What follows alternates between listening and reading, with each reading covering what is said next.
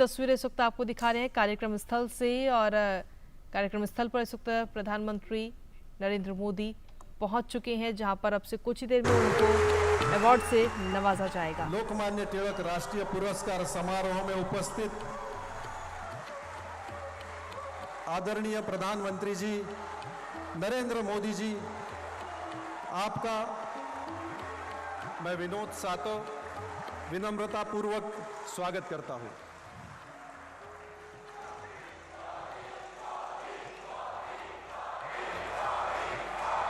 मैं माननीय प्रधानमंत्री जी श्री नरेंद्र मोदी जी से लोकमान्य तिलक जी की प्रतिमा पर माल्यार्पण करने का अनुरोध करता हूं।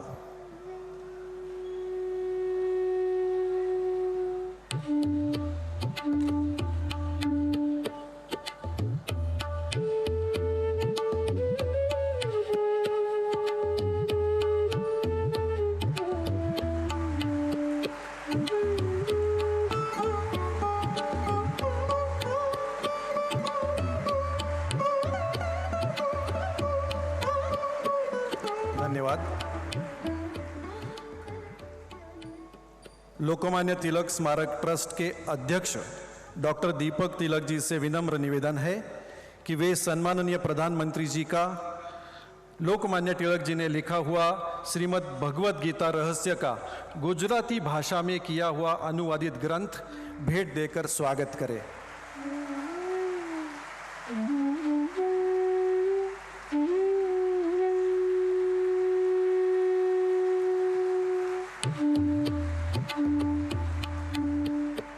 धन्यवाद। इस प्रोग्राम की परंपरा अनुसार इस शुभ अवसर पर श्री ऋषिकेश बड़वे लोकमान्य स्तवन प्रस्तुत करेंगे। श्री ऋषिकेश बड़वे।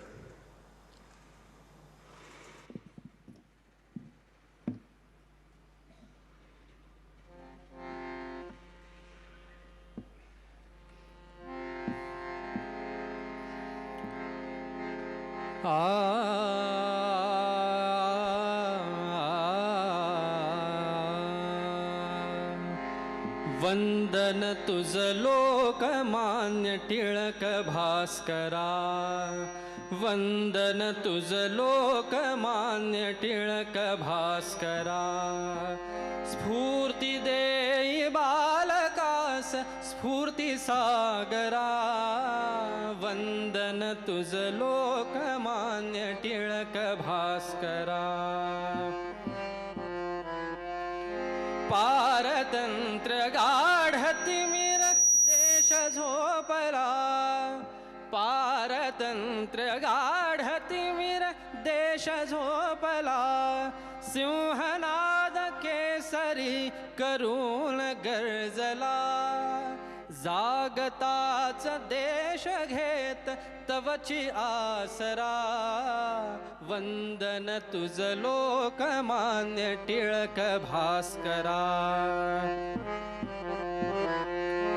त्याग धैर्य चातुरी न वर्णवे मला, त्याग धैर्य चातुरी न वर्णवे मला। बुद्धी वैभवास बघून लोक मोहला, शुद्ध चरित तूच राजकारणी खरा। वंदन तुझ लोकमान्य टिळक भास्करा। स्वराज्य जन्मसिद्ध हक्क आमुचा असे, स्वराज्य जन्मसिद्ध हक्क आमुचा असे। इंग्रजास सांगताच लागले पिसे, साहिल्या अनेक यातना धुरंधरा। वंदन तुझ लोकमान्य टिळक भास्करा। गीतेचे ते रहस्य स्पष्ट उकलले, गीतेचे ते रहस्य स्पष्ट उकलले। आर्यांचे मूळ स्थान तूच शोधिले, धन्य महाराष्ट्र जा सुपुत्र तू खरा। वंदन तुझ लोकमान्य टिळक भास्करा. स्फूर्ती देई बालकास स्फूर्ती सागरा. वंदन तुझ लोकमान्य टिळक भास्करा. टिळक भास्करा. टिळक भास्करा. वंदन तुझ लोकमान्य तिलक भास्करा. अब मैं लोकमान्य तिलक स्मारक ट्रस्ट के सम्माननीय अध्यक्ष डॉक्टर दीपक तिलक जी से निवेदन करता हूं कि आप कार्यक्रम की प्रस्तावना करें. डॉक्टर दीपक तिलक.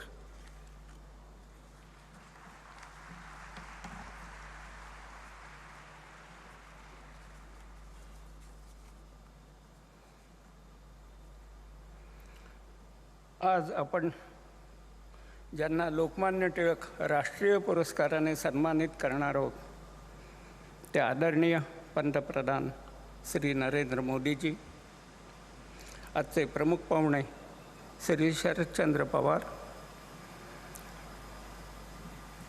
मंचावर उपस्थित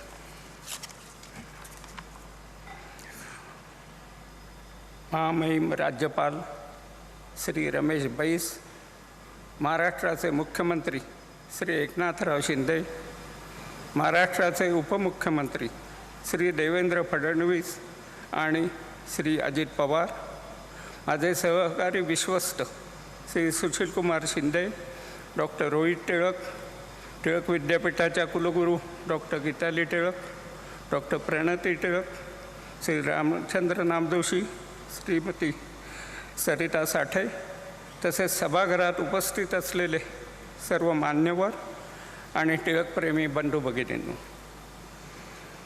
मी स्वराज्य संघातर्फे आपणा सर्वांचे स्वागत करतो. आज 1 ऑगस्ट लोकमान्य टिळकांची 103वी पुण्यतिथी. या पुण्यतिथीच्या निमित्ताने लोकमान्य टिळकांच्या चरणी श्रद्धांजली अर्पण करण्याकरता आपण सारे उपस्थित आहोत. या निमित्ताने टिळक विचारांची, कृतीची व किंवा त्यागाची एखादी तरी घटना आत्मसात करून आपल्या आचरणात आणण्याकरता आपण प्रयत्नशील राहतो. सर्वप्रथम टिळक स्मारक ट्रस्ट, केसरी मराठा ट्रस्ट, टिळक महाराष्ट्र विद्यापीठ, टिळक पुण्यतिथी मंडळ आणि तसेच टिळक परिवारातर्फे मी लोकमान्य टिळकांच्या चरणी आदरांजली वाहतो. लोकमान्य टिळकांच्या व्यक्तिमत्वास अनेक पैलू आहेत. स्वराज्याचे उद्गाते, राष्ट्रीयत्वाचे द्रष्टे, ज्योतिर्गणिताचे अभ्यासक, संशोधक, संपादक, युगप्रवर्तक, भगवद्गीतेचे भाष्यकार, भारतीय असंतोषाचे जनक अशा कितीतरी उपाधींनी टिळकांना संबोधित केले जाते. महात्मा गांधींनी तर त्यांना आधुनिक भारताचे शिल्पकार म्हणून संबोधित केले. या सगळ्या गोष्टींवर बोलण्यास वेळ नाही, पण दरवर्षी मी 1 ऑगस्टला काहीतरी नवीन सांगत असतो. आणि लोकमान्य टिळक हे पहिले हिंदुस्थानचे नेते होते हे मी अगोदर सांगितलेलं आहे. परंतु त्याही पेक्षा अजून एक महत्त्वाची गोष्ट आहे की लोकमान्य टिळक हे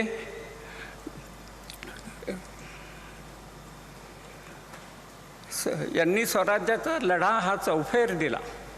चौफेर अशा यांनी म्हणता येईल की ब्रिटिश केवळ राजकीय वर्चस्व इथे लादू इच्छित नव्हते, तर त्यांना आर्थिक, शैक्षणिक, धार्मिक, सांस्कृतिक या सगळ्यावर वर्चस्व पाहिजे होतं. आणि तशा तऱ्हेची नीती त्यांनी सगळ्यावर आखली होती. आणि लोकमान्य टिळक हे त्यावेळचे असे द्रष्टे की त्यांनी या सगळ्या विरुद्ध स्वातंत्र्याचा लढा उभारला. त्याचप्रमाणे त्यावेळी अनेक नेते होते आणि कोणी राजकारणावर बोललं, कोणी आर्थिक याच्यावर बोललं, कोणी सुधारणांवर बोललं, परंतु सगळ्या विरुद्ध लढा उभा करणं हे फक्त लोकमान्यांनी केलं. आणि त्याच्याकरता त्यांनी जी चतुसूत्री वापरली ती चतुसूत्री जर पाहिली तर स्वराज्य, स्वदेशी, बहिष्कार आणि राष्ट्रीय शिक्षण ह्या सगळ्यावर मुळे तो जो लढा होता हा चौफेर असा झाला. जर कुठेही अतिरेक यांनी ब्रिटिशांनी केला असेल तर त्यावेळेला क्रांतिकारकांनी त्यांना उत्तर दिलं किंवा इतर जे काही लढे आहेत ते जर पाहिले तर त्याच्यातून आपल्या असं लक्षात येईल. मग शिवजयंती असो किंवा गणेशोत्सव असो, ओरायन असो, आर्टिक वेदाज असो, या सगळ्यातून त्यांनी या देशाच्या लढ्याकरता लोकांना एकत्र केलं, त्यांना राष्ट्राभिमानी केलं आणि हा लढा उभा केला. त्यावेळे स्वराज्य जेव्हा लोकमान्य म्हणत होते तेव्हा ते दरवेळेला लोकशाही म्हणत होते. कधीच त्यांनी दुसरा राजा येईल, एक गोरा राजा जाईल आणि काळा राजा जाईल असं कधी म्हटलेलं नव्हतं. त्यामुळे एवढ्या वर्षानंतर लढ्यानंतरसुद्धा ज्या वेळेला देश स्वतंत्र झाला त्यावेळेला इथे लोकशाही प्रस्थापित झाली, लोककल्याणकारी राज्य प्रस्थापित झालं. तसंच दुसरी एक गोष्ट सगळ्यांना माहिती आहे खरं म्हटलं तर, की पहिल्या महायुद्धाच्या पार्श्वभूमीवर लोकमान्य टिळक हे ब्रिटिश सरकारकडून काही ना काहीतरी फायदा मिळवू इच्छित होते, काही अधिकार जादाचे मिळवू इच्छित होते. परंतु त्यांना पहिल्यांदा व्हिसा नाकारला. परंतु 1918 साली त्यांनी परत प्रयत्न केला आणि चिरोलवर खटला भरण्याकरता म्हणून ते इंग्लंडला गेले आणि तो खटला हरले. त्यावेळेला खटला हरल्यानंतर त्यांनी अनेक तिथले जे वेगवेगळे पक्ष होते त्या पक्षांना भेटी दिल्या, त्यांच्याशी चर्चा केली आणि त्यावेळेला नवीन असा लेबर पार्टी त्या ठिकाणी त्यांना मिळाली आणि त्या लेबर पार्टीला त्यावेळेला गरज होती आणि म्हणून लोकमान्य टिळकांनी त्यांना 2000 पाऊंडाची देणगी त्यावेळेला दिली. एवढी मोठी देणगी त्या काळी एका व्यक्तीने कोणी दिलेली नाही. टिळक हे काही खूप श्रीमंत होते अशातलं नाही, परंतु त्यांनी कर्ज काढलं आणि आल्यानंतर लोकांनी ते कर्ज फेडलं त्यांचं. पण त्याचा फायदा पुढे मात्र झाला. त्यावेळचं ज्या इंग्रजांकडे आपण हे मागत होतो, स्वातंत्र्य मागत होतो, ती पार्लमेंटरी कशी होती हेही खरं जाणून घेण्याचं आपल्याला जाणून घेणं आवश्यक आहे. की त्यावेळेला इंग्लंडच्या पार्लमेंटमध्ये सगळ्यांना मतदानाचा अधिकार नव्हता, काही ठराविक लोकांनाच मतदानाचा अधिकार होता. परंतु 18 साली जेव्हा त्या ठिकाणी गेले त्यावेळेला प्रथम 21 वर्षावरील मुलांना किंवा पुरुषांना आणि 30 वर्षावरील महिलांना, म्हणजे त्यांनीसुद्धा तेव्हा 21-30 हा भाग केलेलाच होता, परंतु त्यांना मतदानाचा अधिकार मिळाला. टिळकांनी जो देणगी दिली होती त्या देणगीचा फायदा आला. ते सगळ्या प्रचारसभातून फिरले आणि त्याचा फायदा असा आला की जिथे 7% जनाधार होता तिथे 27% जनाधार त्या लेबर पार्टीला मिळाला. आणि त्यांच्याकडून लिहून घेण्यात आलं होतं की जर आम्ही सत्तेत आलो तर देशाच्या स्वातंत्र्याकरता आम्ही निश्चित मदत करू. आणि पुढे 45 साली 49% त्यांनी मतं मिळवली, संपूर्ण लेबर पार्टी जिंकून आली आणि मग आपल्याला स्वातंत्र्य मिळालं. भारत के प्रगति में अतुलनीय योगदान देने वाले व्यक्ति को हर वर्ष 1 अगस्त को लोकमान्य तिलक राष्ट्रीय पुरस्कार दिया जाता है, जिससे ऐसे महान व्यक्ति का उचित सम्मान हो और युवा पीढ़ी के सामने एक आदर्श एवं प्रेरणादायी सिद्ध हो, ऐसे इस पुरस्कार का उद्देश्य है. हर साल 1883 से हम पहले एस.एम. जोशी को पुरस्कार दिया था हमने, और फिर कॉमरेड डांगे, अटल बिहारी वाजपेयी, इंदिरा गांधी, मनमोहन सिंह, प्रणब मुखर्जी, शरद पवार, ऐसे राजकीय क्षेत्र में हमने पुरस्कार दिए है. वैसे सामाजिक काम जो करते थे बाबा आमटे और उनके लड़कों को हमने पुरस्कार दिया, स्वामीनाथन को दिया, वर्गीस कुरियर को दिया. ऐसे बहुत लोगों को 40 लोगों को आज तक हमने पुरस्कार दिया है. इस बार सब विश्वस्त पुरस्कार के लिए चर्चा करने के लिए इकट्ठा हुए तो हमारे सामने एक ही नाम आया, आदरणीय श्री नरेंद्र मोदी जी का.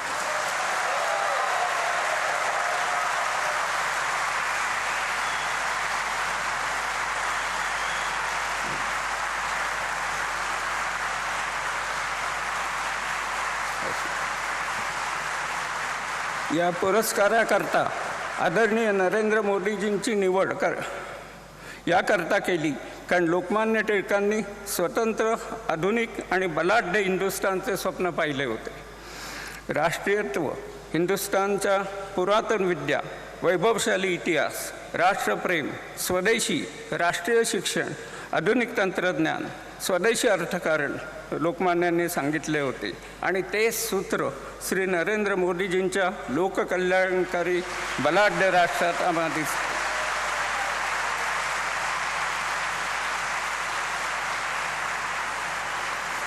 त्यातच आत्मनिर्भर भारत, मेक इन इंडिया, नवे तंत्रज्ञान, नवे शैक्षणिक धोरण हे कार्यक्रम त्यांच्या कार्यक्रमात आढळतात. आणि म्हणूनच आमची ही निवड, सर्व विश्वासाने केलेली निवड तुम्हा सर्वांना भावेल असा मला विश्वास वाटतो.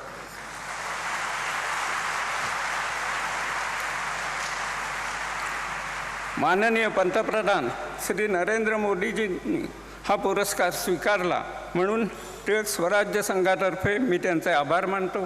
तसेच श्री शरदराव पवार यांचेही आभार मानतो, कारण खास करून ते मुद्दामून या कार्यक्रमाकरता आले. तसेच सुशीलकुमार शिंदेही आले. त्या सगळ्यांचेच आभार मानतो आणि इथंच विरमतो. जय हिंद, जय महाराष्ट्र. धन्यवाद डॉक्टर तिलक. आज जिस व्यक्तित्व विशेष को लोकमान्य तिलक पुरस्कार से सम्मानित कर हम स्वयं को गौरवान्वित महसूस कर रहे हैं, उस व्यक्तित्व के योगदान के बारे में एवं उनका जीवन परिचय देने हेतु मैं डॉक्टर रोहित तिलक जी को निवेदन करता हूं. Doctor Rohit Tilak.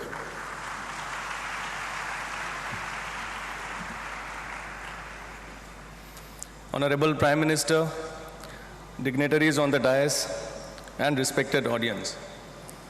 It is my distinct honor and privilege to introduce a leader who has been instrumental in shaping India's global footprint, a visionary who has tirelessly devoted himself to his nation's progress, and a statesman who has redefined leadership with his dynamic, people-centric approach.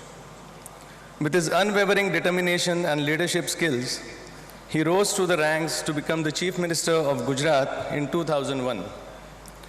During his tenure as Chief Minister, Shri Modi ji implemented numerous innovative policies and initiatives that transformed Gujarat into one of India's most economically vibrant and progressive states. His emphasis on infrastructure development, investment in renewable energy, and effective governance earned him widespread acclaim and established him as a visionary leader. From the corridors of Gujarat as its longest-serving Chief Minister to the vast expanses of India as its Prime Minister, he has left indelible imprints with his leadership. A person of humble beginnings who rose to hold the highest office of the world's largest democracy is a beacon of hope for billions, a catalyst for change, and an embodiment of relentless perseverance. Under his stewardship, India has taken monumental strides on the world stage, fueling a new era of innovation, development, and inclusive growth. His flagship initiatives from Make in India to Swachh Bharat have been pivotal in transforming the lives of millions, reflecting his vision of progressive and prosperous India. Prime Minister Modi is playing an enormous role in eradicating poverty in India. A recent report showed that 13.5 crore people moved out of poverty in 5 years under him. PM Modi's sensitivity and concern for the poor has created a new paradigm of welfare in India, with the poor getting houses, tap water, toilets, gas connections, electricity, free ration, and much more. His digital savviness is reflected in his significant presence on the social media platforms, where he connects directly with the people, underscoring his belief in a transparent and accountable governance model. Beyond his achievements in governance, Sri Narendra Modi ji has inspired millions with his charismatic personality, eloquence, and ability to connect with people from all walks of life. He has shown exemplary leadership during times of crisis, such as the COVID-19 pandemic, by implementing nationwide measures to combat the virus and support those affected by the economic fallout. Prime Minister Modi's vision for a new India encompasses the principles of development, innovations, and social empowerment. His efforts to empower women, uplift marginalized communities, and address pressing environmental challenges have been commendable. Ladies and gentlemen, please join me in welcoming a leader whose life and work echo the ethos of service above self, an inspiring figure on the global stage, the Honorable Prime Minister of India, Sri Narendra Modi ji. Thank you. अब हम माननीय प्रधानमंत्री जी श्री नरेंद्र मोदी जी को प्रदान किए जाने वाले सम्मान पत्र का एक छोटा ध्वनि चित्र देखेंगे जो टिळक महाराष्ट्र विद्यापीठ ने बनाया है। एवी please.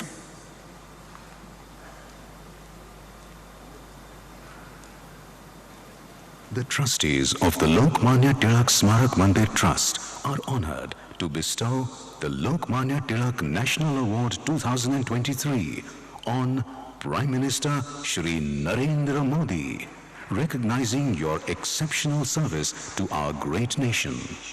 Your life and work echo Lokmanya Tilak's tireless efforts toward establishing a strong and prosperous India. Lokmanya Tilak's enduring call of Swarajya is my birthright is a message that resonates in your work.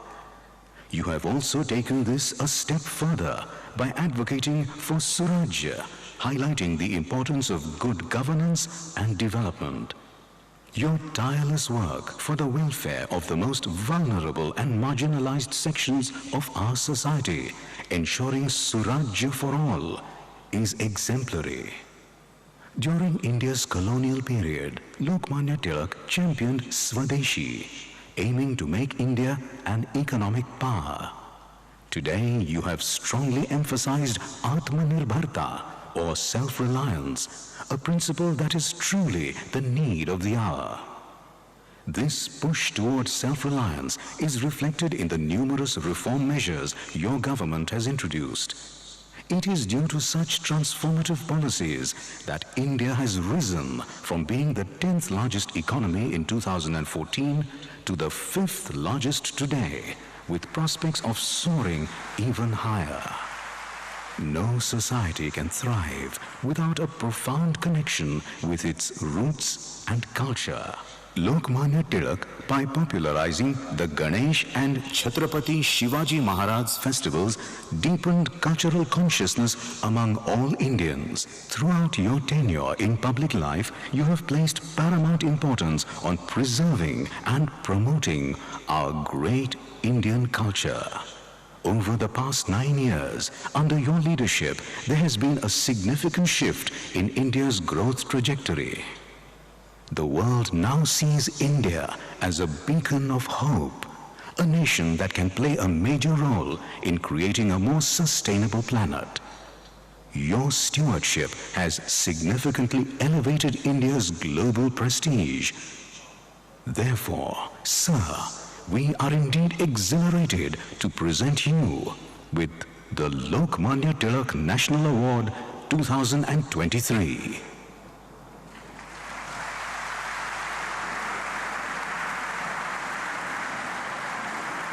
Thank you.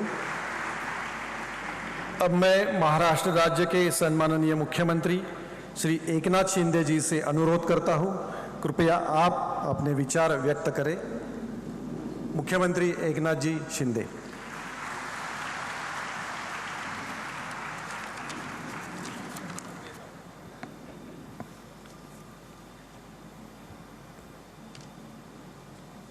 आजच्या लोकमान्य टिळक राष्ट्रीय पुरस्कार सोहळ्याला उपस्थित आपले गौरवमूर्ती आणि देशाचे लोकप्रिय आणि यशस्वी प्रधानमंत्री आदरणीय नरेंद्र मोदी साहेब, माजी केंद्रीय मंत्री आणि ज्येष्ठ नेते शरद पवार साहेब, सुशील कुमार शिंदे साहेब, राज्याचे लोकप्रिय उपमुख्यमंत्री देवेंद्र फडणवीसजी, दुसरे आपले उपमुख्यमंत्री अजितदादा पवारजी, टिळक स्मारक ट्रस्टचे आदरणीय दीपक टिळकजी, रोहित टिळकजी, डॉक्टर गीताली टिळक, डॉक्टर प्रणिती टिळक, उपस्थित सर्व मान्यवर आणि उपस्थित सर्व बंधू भगिनी आणि पत्रकार मित्रांनो, भारतीय स्वातंत्र्य चळवळीचे जनक आणि बहुमुखी प्रतिभावंत लोकमान्य बाळ गंगाधर टिळक यांना मी त्यांच्या पुण्यतिथीनिमित्त सर्वप्रथम विनम्र अभिवादन करतो. ज्यांनी दिलेल्या लढ्यामुळे आपण स्वातंत्र्याचा सूर्य पाहिला, त्यात लोकमान्य टिळक हे नाव अग्रणी होतं, हे मला आपल्याला सांगण्याची आवश्यकता नाही. लोकमान्य टिळक हे प्रखर देशभक्त, राष्ट्रभक्त होते. ब्रिटिशांविरुद्धात लढताना त्यांच्या शब्दांना कमालीची धार येत असे. अशा लोकमान्य टिळक यांच्या नावाचा पुरस्कार आदरणीय मोदी साहेबांना, आपल्या लोकप्रिय प्रधानमंत्री महोदयांना मिळणार आहे. त्याबद्दल मी मोदीजींचं आपल्या सगळ्यांच्या वतीने, महाराष्ट्राच्या वतीने मनापासून अभिनंदन करतो.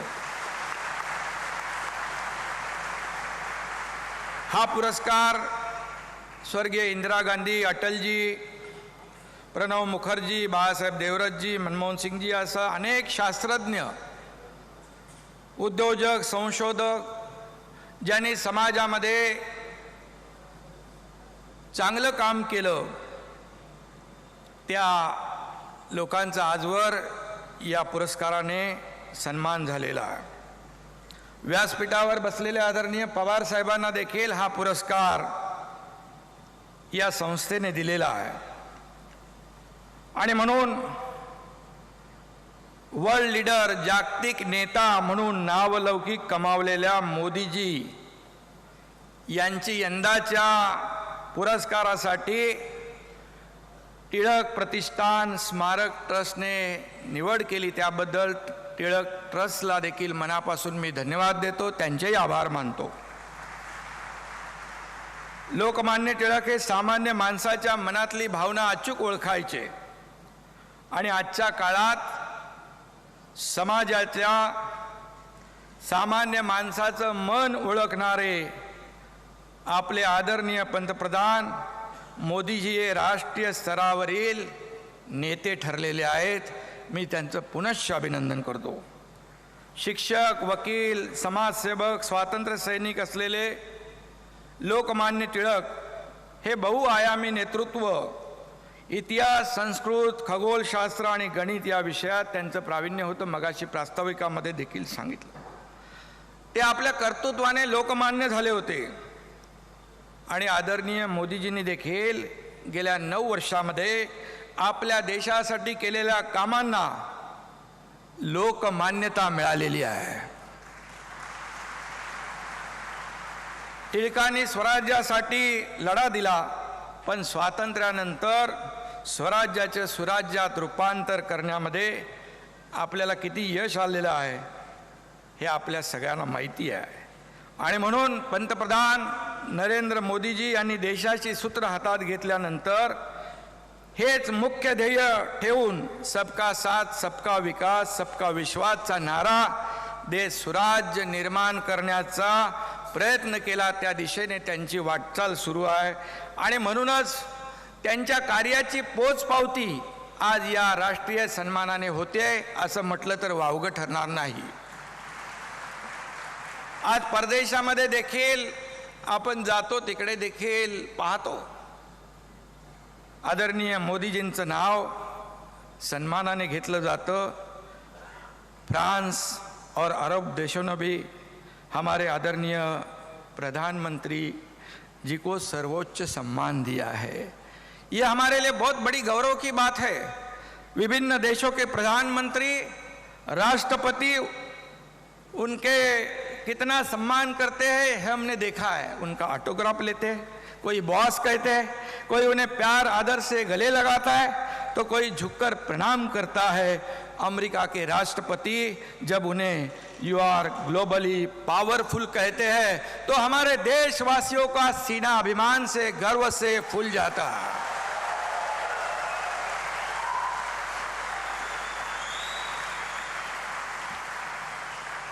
जब बड़े बड़े देशों की अर्थव्यवस्था चरमरा जाती है, तब हमारे देश की अर्थव्यवस्था बनाए रखने का काम नहीं, बल्कि उसे 10वें नंबर से 5वें नंबर पर लाने का काम आदरणीय मोदी जी ने किया। यह भी हमारे लिए बहुत बड़ी गौरव की बात है।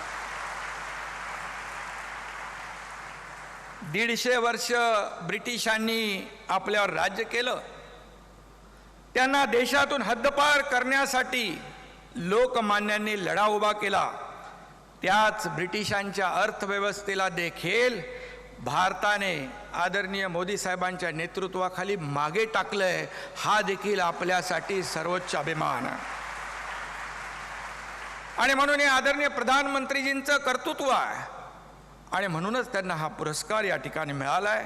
खरं म्हणजे या पुरस्काराचे साक्षीदार, या ऐतिहासिक सोहळ्याचे साक्षीदार होण्याची संधी आमच्यासारख्या कार्यकर्त्यांना मिळाली, हे आमचं भाग्य समजतो। आणि म्हणून लोकमान्यांनी विदेशी वस्तूंवर बहिष्कार घालण्याचं आवाहन करत स्वदेशीचा नारा दिला। आज माननीय प्रधानमंत्री मोदीजी आपल्याला आत्मनिर्भर भारत करा म्हणून असा मंत्र मोदीजींनी दिला। लोकमान्य टिळक यांच्या एका सभेत बोलताना लोकमान्य म्हणाले होते, योग्य रस्ता येण्याची वाट पाहत आपण दिवस घालवतो। आपल्याला याचा विसर पडतो की रस्ते हे वाट बघण्यासाठी नसतात तर चालण्यासाठी असतात। आणि मोदीजींनी लोकमान्य टिळकांचा हाच उपदेश आत्मसात केलाय आणि त्याचा अंमल करण्याचा, त्याची अंमलबजावणी करण्याचं काम ते या ठिकाणी करतात। त्यांनी एकदा ठरवलं की ते त्या मार्गाने जातात। मग काश्मीरमधलं 370 कलम असू द्या, राम मंदिराचा विषय असू द्या, वाराणसीचा कायापालट असू द्या,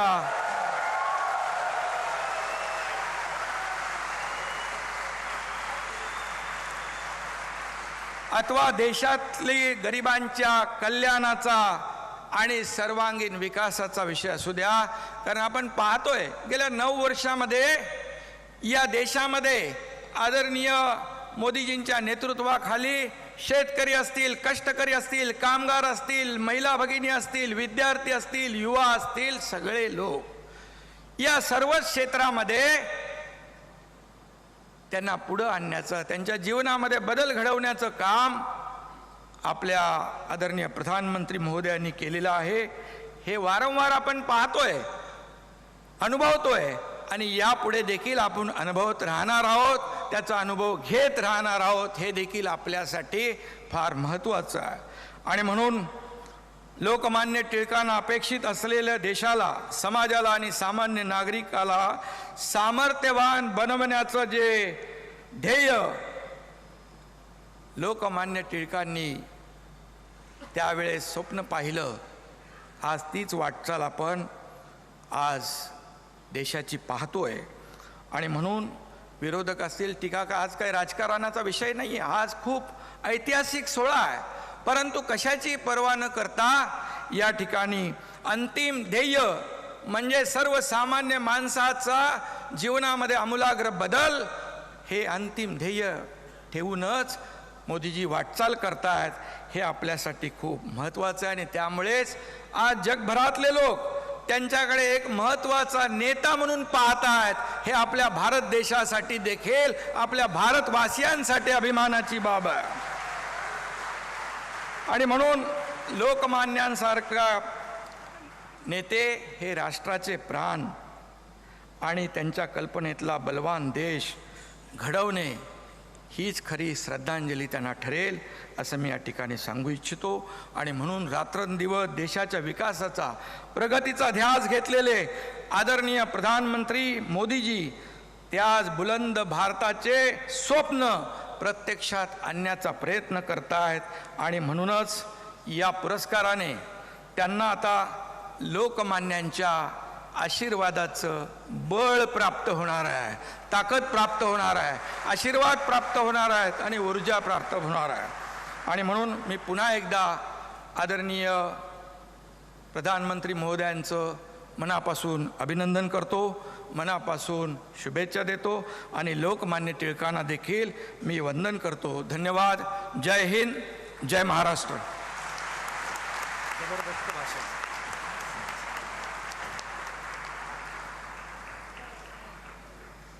लोकमान्य टिळक स्मारक ट्रस्टचे शुभचिंतक आदरणीय शरद पवार साहेब.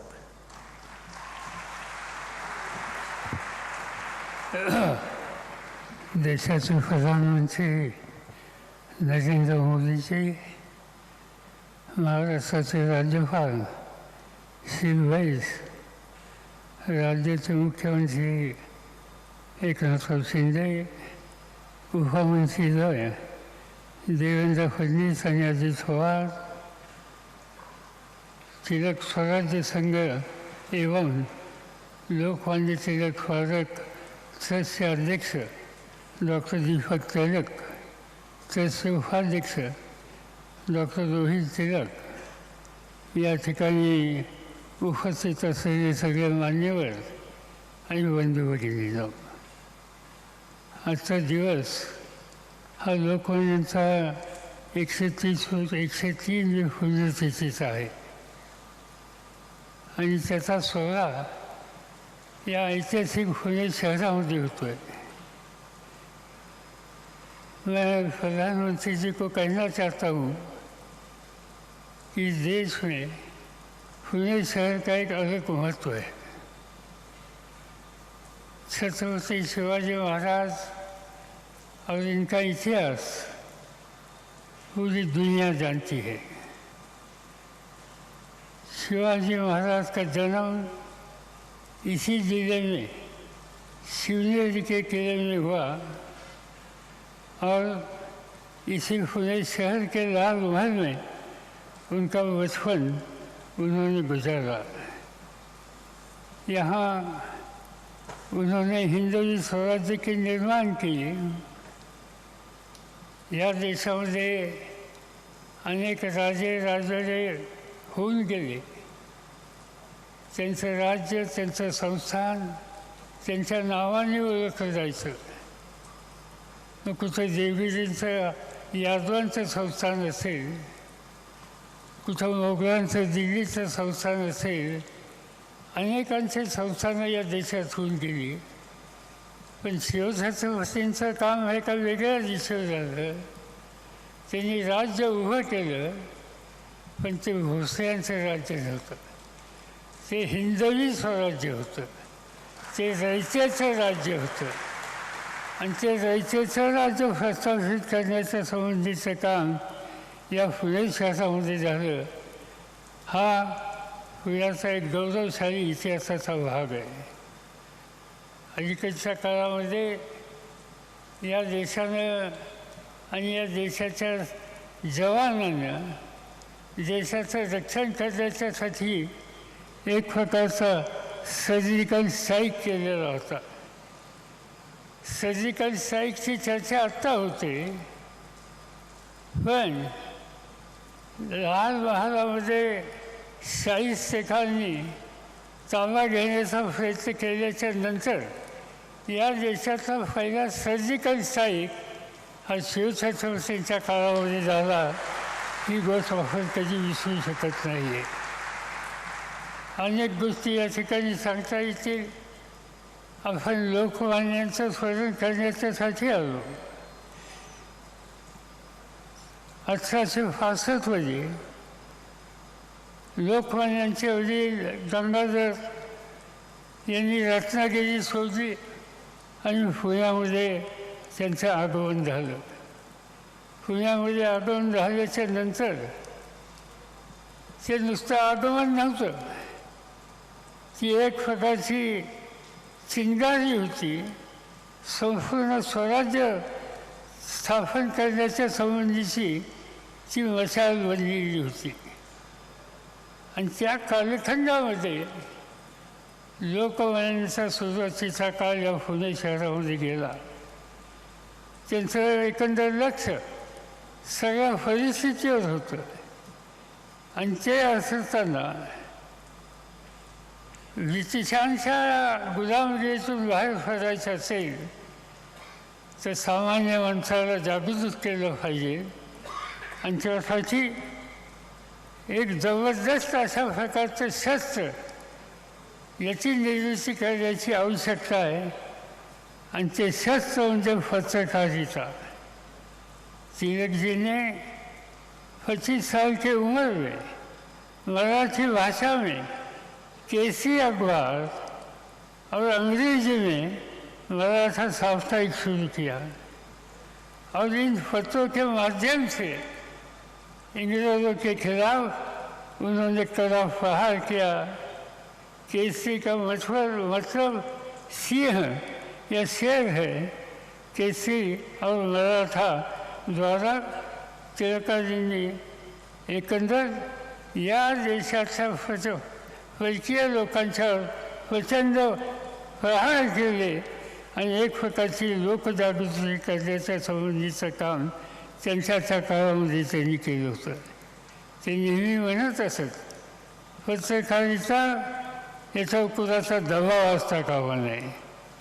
त्या दबावातून पत्रकारिता मुक्त झाली पाहिजे आणि ती भूमिका त्यांनी सातत्यानं पाळली केली.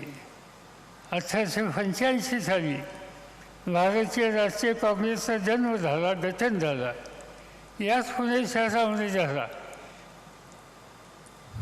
त्या काळामध्ये पहिलं अधिवेशन या पुणे शहरात होणार होतं, परंतु फ्लेगची साथ या ठिकाणी आली आणि त्यामुळं हे अधिवेशन मुंबईच्या गावाला करून दिलं गेलं, ज्याला ऑगस्ट क्रांती मैदान म्हणून आज त्या ठिकाणी ओळखलं जातं. त्या काळामध्ये एकंदर 2 प्रकारचे नेते त्या संघटनेमध्ये होते. ज्यांना मवाळ म्हणून ओळखलं जायचं आणि जहाल म्हणून ओळखलं जायचं. आणि या जहालांचं प्रतिनिधित्व हे लोकमान्यांनी केलेलं होतं. लोकमान्यांनी स्वराज्यवादा जन्मसिद्ध अधिकार आहे आणि तो मी घेतल्याशिवाय स्वस्त बसणार नाही, ही भूमिका जनमानसाच्या समोर मांडली. स्वदेशी, बहिष्कार, राष्ट्रीय शिक्षण ही त्रिसूत्री आणि त्याच्या माध्यमातून संपूर्ण स्वराज्याचं आंदोलन हे त्यांच्या काळामध्ये मांडलेलं होतं, ज्याचा उल्लेख आधीच्या वक्त्यांनी केला.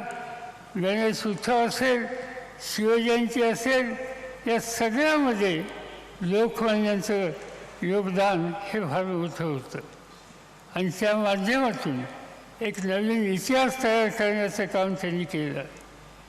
त्या कालखंडामध्ये 2 युगं होती, एक टिळक युग आणि दुसरं महात्मा गांधींचं गांधी युग. या ठिकाणी या दोघांचं जे योगदान आहे ते आम्ही कधी विसरू शकत नाही.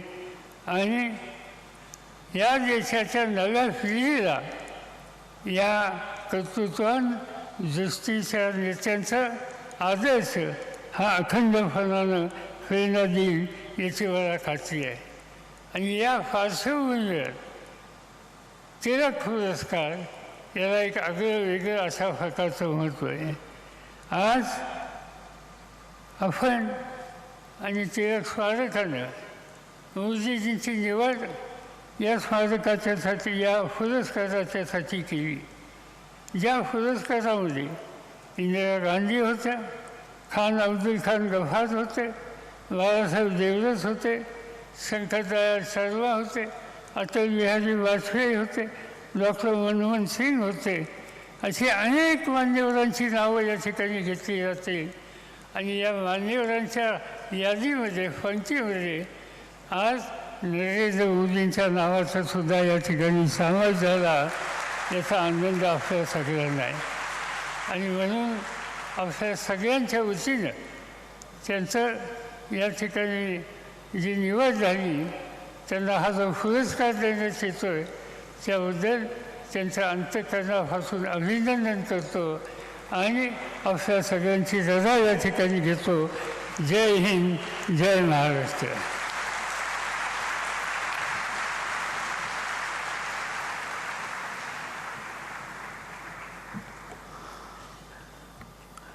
आता तो मंगल क्षण आलेला है। मैं डॉक्टर दीपक टिळक जी से निवेदन करता हूं कि 41वां लोकमान्य टिळक राष्ट्रीय पुरस्कार भारत के सम्माननीय प्रधानमंत्री श्री नरेंद्र मोदी जी को प्रदान करें। लोकमान्य टिळक वापरत असत असेच उपरणे, जे उपर्ण लोकमान्य टिळक वापरत असत तशाच पद्धतीचं खास उपर्ण बनवून घेतलेलं आहे आदरणीय पंतप्रधानजींसाठी।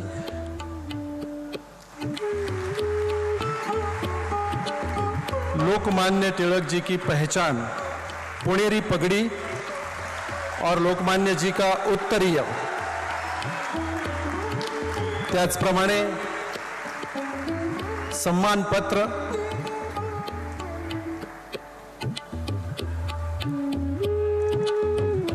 आणि एक विशिष्ट अशी बनवलेली ट्रॉफी, ज्या ट्रॉफीमध्ये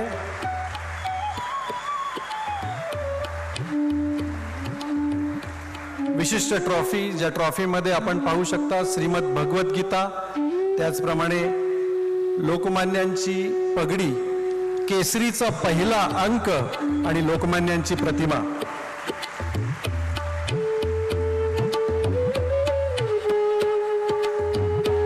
एक विशेष बात है इस समारोह की 1 लाख रुपए की धनराशि दी जाती है, जे आदरणीय पंतप्रधान मोदीजींच्या सूचनेनुसार नमामि गंगे प्रोजेक्टला डोनेट करण्यात आलेली आहे।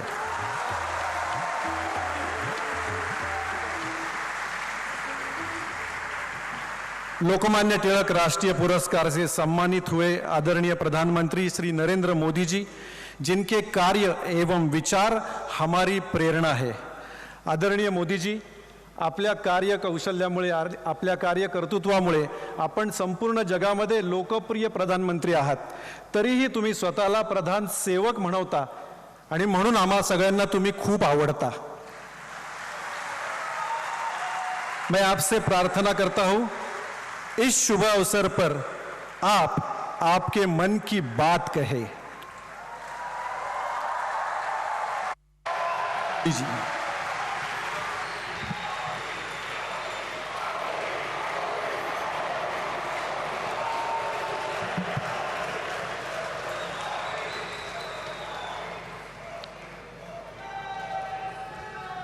लोकमान्य टिळकांची आज 103वी पुण्यतिथी आहे। देशाला अनेक महानायक देण्याच्या महाराष्ट्राच्या भूमीला मी कोटी कोटी वंदन करते।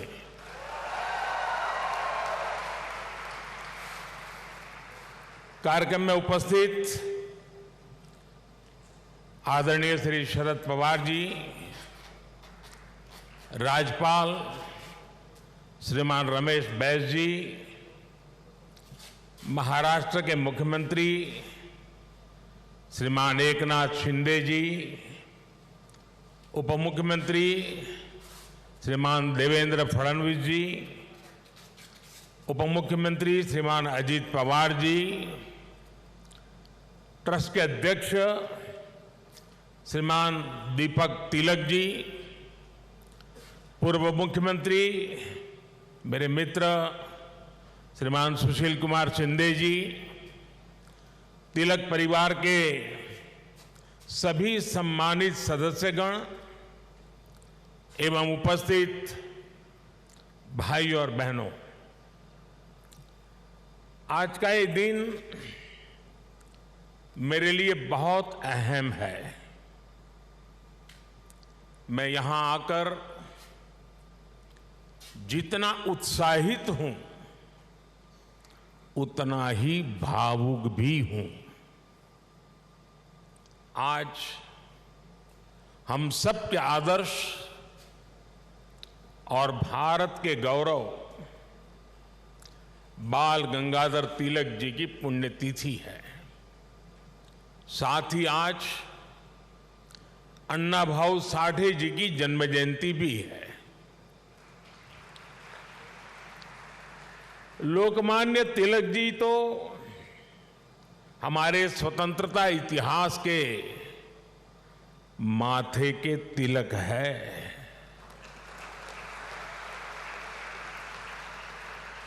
साथ ही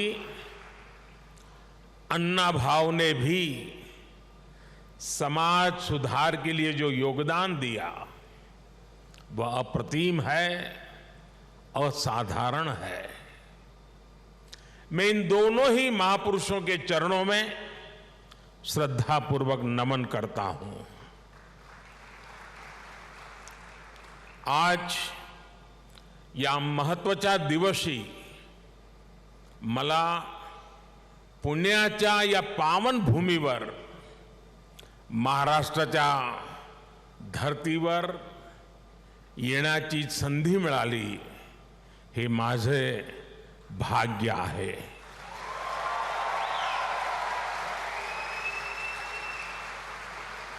ये पुण्यभूमि छत्रपति शिवाजी महाराज की धरती है। ये चाफेकर बंधुओं की पवित्र धरती है। इस धरती से ज्योतिबा फुले, सावित्रीबाई फुले की प्रेरणाएं और आदर्श जुड़े हैं। अभी कुछ ही देर पहले मैंने दगड़ू सेठ मंदिर में गणपति जी का आशीर्वाद भी लिया। ये भी पुणे जिले के इतिहास का बड़ा दिलचस्प पहलू है। दगड़ू सेठ पहले व्यक्ति थे जो तिलक जी के आह्वान पर गणेश प्रतिमा की सार्वजनिक स्थापना में शामिल हुए थे। मैं इस धरती को प्रणाम करते हुए इन सभी महान विभूतियों को श्रद्धापूर्वक नमन करता हूं। साथियों, आज पुणे में आप सबके बीच मुझे जो सम्मान मिला है, ये मेरे जीवन का एक अविस्मरणीय अनुभव है। जो जगह, जो संस्था सीधे तिलक जी से जुड़ी रही हो, उसके द्वारा लोकमान्य तिलक नेशनल अवार्ड मिलना मेरे लिए सौभाग्य की बात है। मैं इस सम्मान के लिए हिंद स्वराज संघ का और आप सभी का पूरी विनम्रता के साथ हृदय से आभार व्यक्त करता हूं। और मैं ये भी कहना चाहूंगा, अगर ऊपर ऊपर से थोड़ा नजर करें तो हमारे देश में काशी और पुणे दोनों की एक विशेष पहचान है। विद्वत्ता यहां पर चिरंजीव है, अमरत्व को प्राप्त हुई है।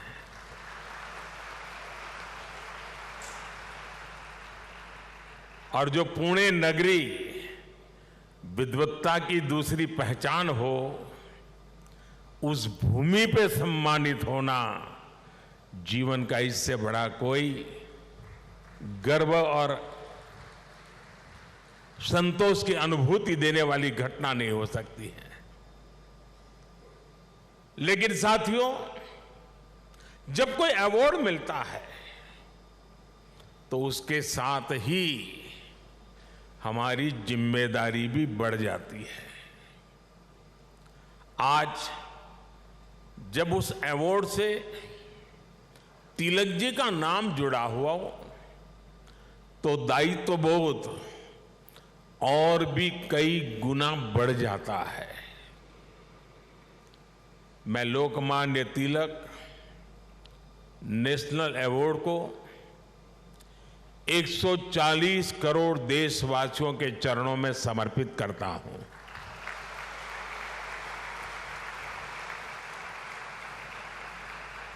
मैं देशवासियों को विश्वास भी दिलाता हूं कि उनकी सेवा में, उनकी आशाओं अपेक्षाओं की पूर्ति में कोई कोर कसर बाकी नहीं छोड़ूंगा।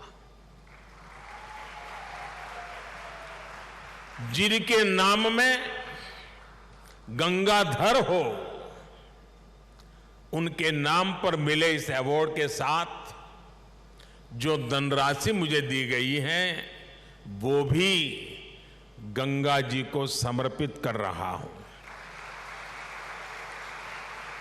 मैंने पुरस्कार राशि नमामि गंगे परियोजना के लिए दान देने का निर्णय लिया है। साथियों, भारत की आजादी में लोकमान्य तिलक की भूमिका को, उनके योगदान को कुछ घटनाओं और शब्दों में नहीं समेटा जा सकता है।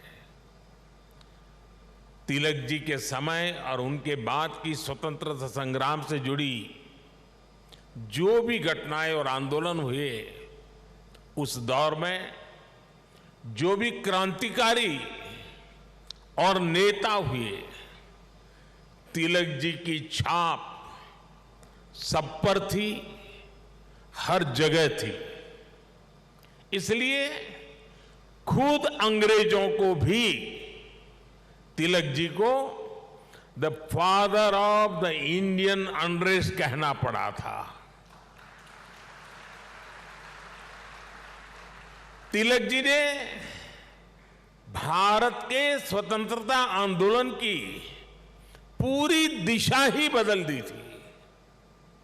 जब अंग्रेज कहते थे कि भारतवासी देश चलाने के लायक नहीं है, तब लोकमान्य तिलक ने कहा कि स्वराज्य हमारा जन्मसिद्ध अधिकार है। अंग्रेजों ने धारणा बनाई थी कि भारत की आस्था, संस्कृति, मान्यताएं, ये सब पिछड़ेपन का प्रतीक है। लेकिन तिलक जी ने इसे भी गलत साबित किया। इसलिए भारत के जनमानस ने न केवल खुद आगे आकर तिलक जी को लोकमान्यता दी, बल्कि लोकमान्य का खिताब भी दिया। और जैसा अभी दीपक जी ने बताया, स्वयं महात्मा गांधी ने उन्हें आधुनिक भारत का निर्माता भी कहा। हम कल्पना कर सकते हैं कि तिलक जी का चिंतन कितना व्यापक रहा होगा, उनका विजन कितना दूरदर्शी रहा होगा। साथियों, एक महान नेता वो होता है जो एक बड़े लक्ष्य के लिए न केवल खुद को समर्पित करता है, बल्कि उस लक्ष्य की प्राप्ति के लिए संस्थाएं और व्यवस्थाएं भी तैयार करता है। इसके लिए हमें सबको साथ लेकर आगे बढ़ना होता है, सबके विश्वास को आगे बढ़ाना होता है। लोकमान्य तिलक के जीवन में हमें ये सारी खूबियां दिखती हैं। उन्होंने अंग्रेजों ने जब उन्हें जेल में डाला, उन पर अत्याचार हुए, उन्होंने आजादी के लिए त्याग और बलिदान की पराकाष्ठा की। लेकिन साथ ही उन्होंने टीम स्पिरिट के, सहभाग और सहयोग के अनुकरणीय उदाहरण भी पेश किए। लाला लाजपत राय और बिपिन चंद्र पाल के साथ उनका विश्वास, उनकी आत्मीयता भारतीय स्वतंत्रता संग्राम का स्वर्णिम अध्याय है। आज भी जब बात होती है तो लाल बाल पाल के तीनों नाम एक त्रिशक्ति के रूप में याद किए जाते हैं। तिलक जी ने उस समय आजादी की आवाज को बुलंद करने के लिए पत्रकारिता और अखबार की अहमियत को भी समझा। अंग्रेजी में तिलक जी ने, जैसा शरद राव ने कहा, द मराठा साप्ताहिक शुरू किया। मराठी में गोपाल गणेश अगरकर और विष्णु शास्त्री चिपलुंकर जी के साथ मिलकर उन्होंने केसरी अखबार शुरू किया। 140 से भी ज्यादा समय से केसरी अनवरत आज भी महाराष्ट्र में छपता है, लोगों के बीच पढ़ा जाता है। ये इस बात का सबूत है कि तिलक जी ने कितनी मजबूत नींव पर संस्थाओं का निर्माण किया था। साथियों, संस्थाओं की तरह लोकमान्य तिलक ने परंपराओं को भी पोषित किया। उन्होंने समाज को जोड़ने के लिए सार्वजनिक गणपति महोत्सव की नींव डाली। उन्होंने छत्रपति शिवाजी महाराज के साहस और आदर्शों की ऊर्जा से समाज को भरने के लिए शिव जयंती का आयोजन शुरू किया। ये आयोजन भारत को सांस्कृतिक सूत्र में पिरोने के अभियान भी थे और इनमें पूर्ण स्वराज की संपूर्ण संकल्पना भी थी।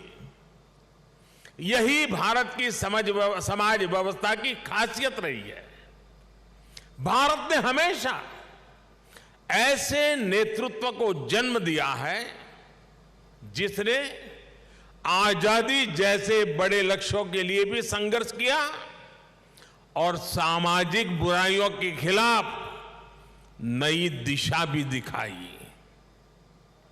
आज की युवा पीढ़ी के लिए यह बहुत बड़ी सीख है। भाइयों और बहनों, लोकमान्य तिलक इस बात को भी जानते थे कि आजादी का आंदोलन हो या राष्ट्र निर्माण का मिशन, भविष्य की जिम्मेदारी हमेशा युवाओं के कंधों पर होती है। वो भारत के भविष्य के लिए शिक्षित और सक्षम युवाओं का निर्माण चाहते थे। लोकमान्य में युवाओं की प्रतिभा पहचानने की जो दिव्य दृष्टि थी, इसका एक उदाहरण हमें वीर सावरकर से जुड़े घटनाक्रम में मिलता है।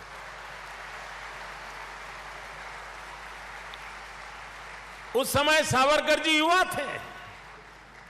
तिलक जी ने उनकी क्षमता को पहचाना। वो चाहते थे कि सावरकर बाहर जाकर अच्छी पढ़ाई करें और वापस आकर आजादी के लिए काम करें। ब्रिटेन में श्यामजी कृष्ण वर्मा ऐसे ही युवाओं को अवसर देने के लिए 2 स्कॉलरशिप चलाते थे। एक स्कॉलरशिप का नाम था छत्रपति शिवाजी स्कॉलरशिप और दूसरी स्कॉलरशिप का नाम था महाराणा प्रताप स्कॉलरशिप।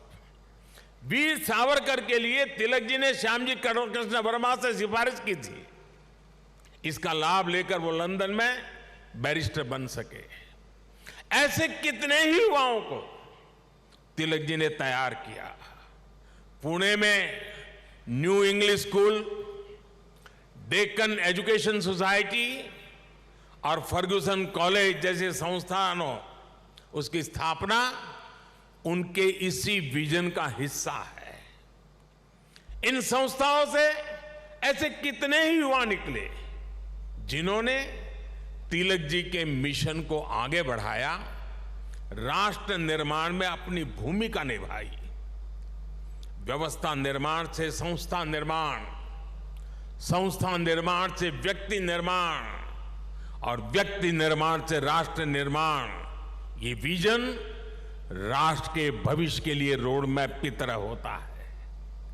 इसी रोड मैप को आज देश प्रभावी ढंग से फॉलो कर रहा है। साथियों, वैसे तो तिलक जी पूरे भारत के लोकमान्य नेता है, लेकिन जैसे पुणे और महाराष्ट्र के लोगों के लिए उनका एक अलग स्थान है, वैसा ही रिश्ता गुजरात के लोगों का भी उनके साथ है। मैं आज इस विशेष अवसर पर मैं उन बातों को भी याद कर रहा हूं। स्वतंत्रता संग्राम के समय वो करीब 1.5 महीने अहमदाबाद साबरमती जेल में रहे थे। इसके बाद 1916 में तिलक जी अहमदाबाद आए और आपको जानकर के खुशी होगी, उस समय जब अंग्रेजों की पूरी तरह जुल्म चलते थे, अहमदाबाद में तिलक जी के स्वागत में और उनको सुनने के लिए उस जमाने में 40,000 से ज्यादा लोग उनका स्वागत करने के लिए आए थे। और खुशी की बात यह है कि उनको सुनने के लिए उस समय ऑडियंस में सरदार वल्लभ भाई पटेल भी थे। उनके भाषण ने सरदार साहब के मन में एक अलग ही छाप छोड़ी। बाद में सरदार पटेल अहमदाबाद नगर पालिका के प्रेसिडेंट बने, म्युनिसिपैलिटी के प्रेसिडेंट बने। और आप देखिए उस समय के व्यक्तित्व की सोच कैसी होती थी। उन्होंने अहमदाबाद में तिलक जी की मूर्ति लगाने का फैसला किया। और सिर्फ मूर्ति लगाने का फैसला किया नहीं, उनके निर्णय में भी सरदार साहब की लौह पुरुष की पहचान मिलती है। सरदार साहब ने जो जगह चुनी वो जगह थी विक्टोरिया गार्डन।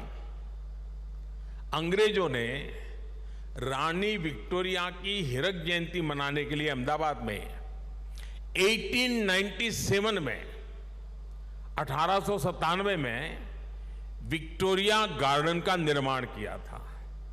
यानी ब्रिटिश महारानी के नाम पर बने पार्क में उनकी छाती पर सरदार पटेल ने इतने बड़े क्रांतिकारी लोकमान्य तिलक की मूर्ति लगाने का फैसला कर लिया।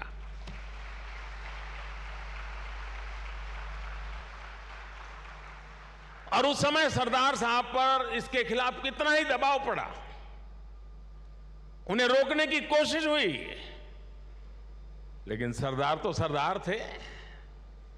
सरदार ने कह दिया वो अपना पद छोड़ देना पसंद करेंगे, लेकिन मूर्ति तो वहीं पर लगेगी।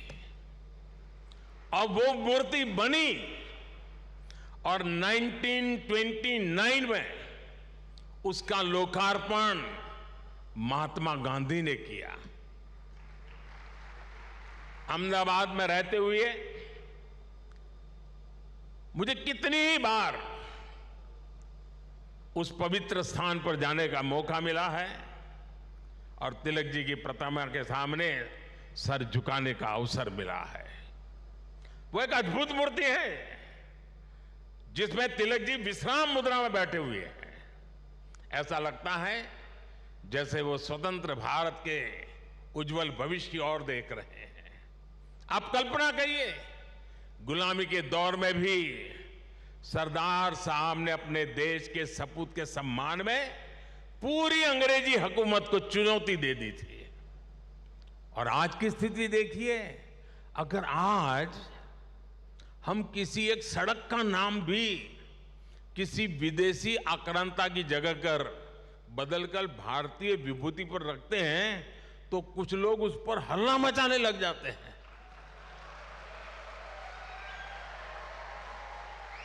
उनकी नींद खराब हो जाती है। साथियों, ऐसा कितना ही कुछ है जो हम लोकमान्य तिलक के जीवन से सीख सकते हैं। लोकमान्य तिलक गीता में निष्ठा रखने वाले व्यक्ति थे। वो गीता के कर्मयोग को जीने वाले व्यक्ति थे।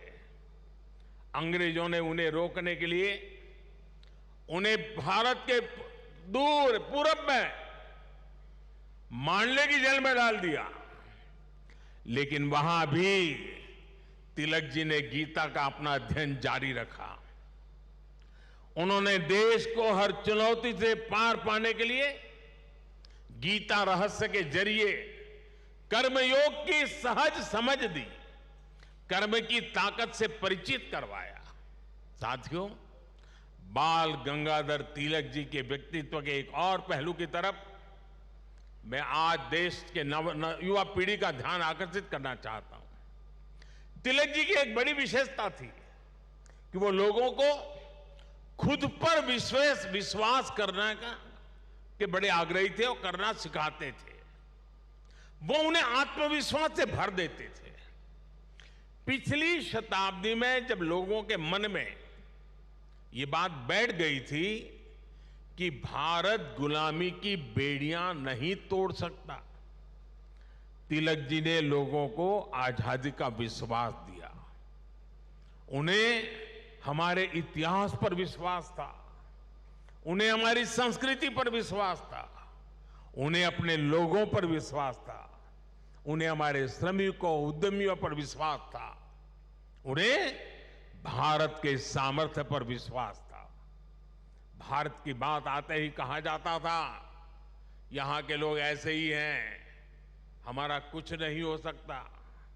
लेकिन तिलक जी ने हीन भावना के इस मिथक को तोड़ने का प्रयास किया, देश को उसके सामर्थ्य का विश्वास दिलाया। साथियों, अविश्वास के वातावरण में देश का विकास संभव नहीं होता। कल मैं देख रहा था, पुणे के ही एक सज्जन श्रीमान मनोज पोचाट जी ने मुझे एक ट्वीट किया है। उन्होंने मुझे 10 साल पहले की मेरी पुणे यात्रा को याद दिलाया है। उस समय जिस फर्ग्यूसन कॉलेज की तिलक जी ने स्थापना की थी, उसमें मैंने तब के भारत में ट्रस्ट डेफिसिट की बात की थी। अब मनोज जी ने मुझे आग्रह किया है कि मैं ट्रस्ट डेफिसिट से ट्रस्ट सरप्लस तक की देश की यात्रा के बारे में बात करूं। मैं मनोज जी का आभार व्यक्त करूंगा कि उन्होंने इस अहम विषय को उठाया है। भाइयों और बहनों, आज भारत में ट्रस्ट सरप्लस पॉलिसी में भी दिखाई देता है और देशवासियों के परिश्रम में भी झलकता है। बीते 9 वर्षों में भारत के लोगों ने बड़े बड़े बदलावों की नींव रखी, बड़े बड़े परिवर्तन करके दिखाए। आखिर कैसे भारत दुनिया की 5वीं सबसे बड़ी अर्थव्यवस्था बन गया? ये भारत के लोग ही हैं जिन्होंने ये करके दिखाया। आज देश हर क्षेत्र में अपने आप पर भरोसा कर रहा है और अपने नागरिकों पर भी भरोसा कर रहा है।